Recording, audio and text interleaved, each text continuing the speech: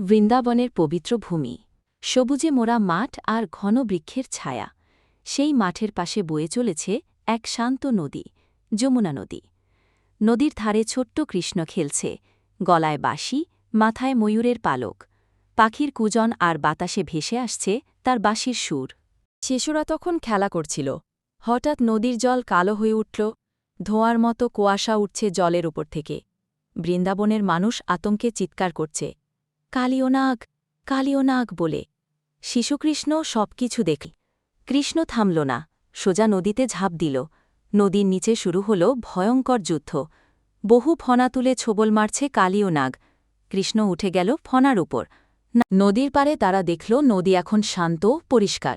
কৃষ্ণ দাঁড়িয়ে আছে হাসি মুখে, হাতে বাঁশি, মাথায় ময়ূরের পালক। আকাশে উঠেছে রংধনু, বাতাসে ভাসছে শান্তির সুর। এইভাবেই ছোট্ট ভগবান কৃষ্ণ গ্রামবাসীদের রক্ষা করল কালিওনাগের বিষ থেকে।